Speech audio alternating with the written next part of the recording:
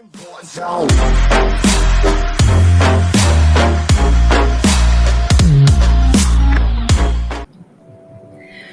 if your insurance policy defend you even if you kill someone?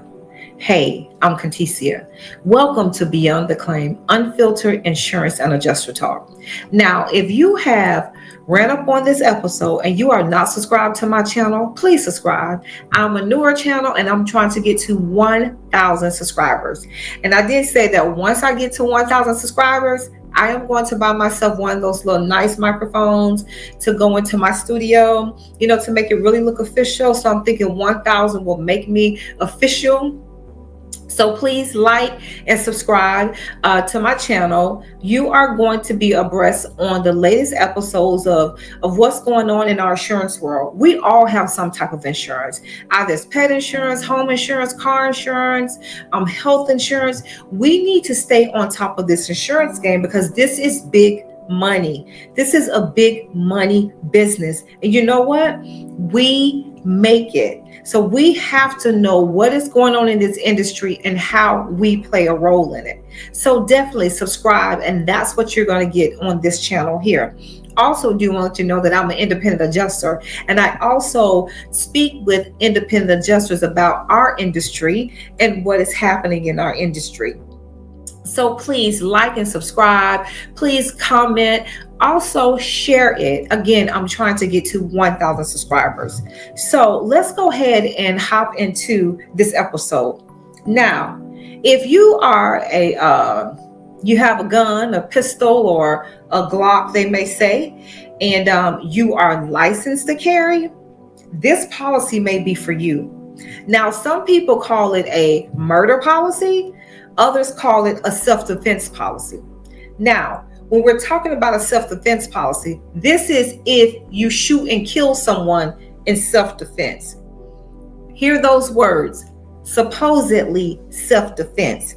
Now, this policy here, what it's going to cover for you will be your criminal defense legal fees, civil lawsuits, bail bond coverage, even crime scene cleanup. Can you imagine someone coming into your home and you shoot and you kill them in self-defense? Do you know that that's a crime scene? There's a body there, there's blood everywhere, and someone needs to clean that up. This policy has that coverage. It also covers your spouse and minor children. What if your spouse or your minor child shoot and kill someone? They're going to need some type of defense, right? This is the policy for you. Also, there are optional upgrades to it too. You got TSA violation, accidental discharge, or even threatening to kill someone or threatening to shoot someone. You can go to jail for that. They'll also give you some legal defense for that. Now, I do know these policies normally range, they have a cost of about $11 to $59 a month. Who wouldn't want to pay $11 for coverage or even $59 for coverage? I know I would want to if I did own a gun, because somebody come up in here, I'm definitely going to blast them, and I'm definitely going to need some legal fees to be paid for. So this is pretty much what this policy does. But I'm going to tell you another thing about this policy. This policy has become big business. Do you know when this policy became such a sought after policy is during the George Floyd murder and with the protests. So many people went to go buy firearms. So many people had background checks. According to what I have here, I think it's like over 2 million Americans now have this insurance. 2 million Americans. And see, some people say, you know what? This isn't a good policy to have out there because it's giving some people a license to kill. Yeah. And see, I looked at a couple of examples here of why they're saying that. There was this one Florida homeowner. He stated that on his property someone was stealing. So what he did, on the lot next door that he owned, he camped out there with his AR-15 rifle, waiting to see who it was that was robbing or stealing off his property. Now, I don't know what they were stealing. I'm not quite sure, what was on the property for him to, or whoever it was, to steal, but he was waiting for them. And sure enough, they showed up. In his defense, he said that they had a shiny looking weapon waving and screaming, and it frightened him. So he shot 3 times, and the assailant ran away bleeding. So tell me, what did he do after that? He called 911, but his wife was on the phone. They had their post-incident card that they had gotten from the U.S. Concealed Carry Association. That carry association gave them that card. They called USCCA. That is one of the carriers of this policy. They called them. They filed their claim because those people are open 24 hours a day, 24 hours, 7 days a week. And within an hour, they had already assigned him an attorney and put a down payment for that attorney for his legal defense. Now, one thing he said is that attorney told him that it's going to be a tough case because he was premeditating to shoot this person, and told him that he may want to take a plea deal. He said he wasn't taking a plea deal. He hired a different attorney, and guess what? That insurance company, they paid for it. USCCA paid for the attorney that he hired. And guess what? All the charges was dropped. And he said he knew he was innocent. So he knew he wasn't going to jail. Think about that. Now, on the other hand, you have a young lady, her name was Kayla, out of Louisiana. I think it was Alexandria, Louisiana. She was in a custody battle with her estranged husband. What she did, she went and bought the gun, got her policy, even told a friend that, hey, I may need some legal help soon. I'm going to delete my social media, and I may need for you to do a GoFundMe to help with my criminal defense. But what she did, once she bought that gun, she signed up for the legal plan through USCCA. She signed up for that legal plan. She got the platinum plan. That platinum plan pays $150,000 towards your legal defense, right? So 12 days later, she was meeting her estranged husband to exchange the kids in a Walmart parking lot in Alexandria, Louisiana. So what she did when she saw him, she shot him in the chest. And what did she do before she called the police? She called USCCA, filed her claim, called the police. She made the report and said that he jerked at her car door, and she was in fear for her life, and she shot him. Immediately, USCCA got her an attorney, put down $50,000 towards her defense. Now, guess what? USCCA also do their background as well. So what they did their own background investigation and said, this does not look like self-defense. So they paid no more towards her criminal defense. Now, she turned around and sued them because she wanted the extra $100,000 because her plan was to cover $150,000. But what happened? She was found guilty for second-degree murder.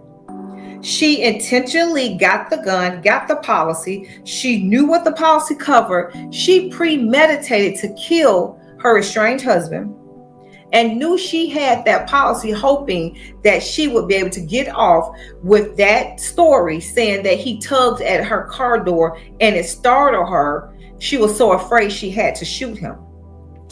This is what the opposition is saying about this policy, is pretty much giving people legal confidence to kill first and then claim self-defense later. We've already heard that. We've seen that so many times to where these states are having these self-defense laws now. And they're so prominent now. To me personally, I feel like I know why they were enacted or what group they were targeting when they made this law. The stand your ground law or self-defense law. You can shoot to kill and you get off scot-free. And me personally, I don't ever think you get off scot-free of when you kill someone. I think that is a memory that you will have for a very long time. Now, I asked the question, is this ethical to have this type of policy? Me personally, if there is an insurance out there for me as a gun owner, I'm quite sure I'll be in it, because that is some big business. Can you imagine that over 2 million Americans are paying these insurance companies all this money? I'm not going to say a lot of money, $59 a month. Let's say that's the top tier, $59 a month. Some of these companies are making $340 million a year just off of membership. But they do have to pay some things out in legal fees because these people are using that insurance. Now, check this out. One thing you want to know is that if you use that gun, you better be ready with your defense and why you were using it and what happened. You better have your story straight, because you are going to want to make sure you have a solid case to get off.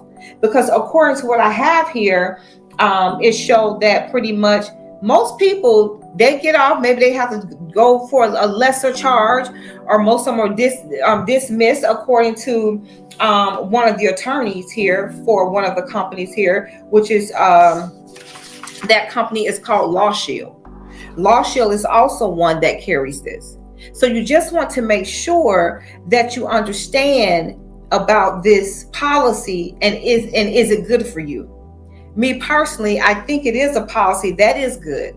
But let me tell you what caused the real rise of people getting guns was the civil unrest of the 2020 political election.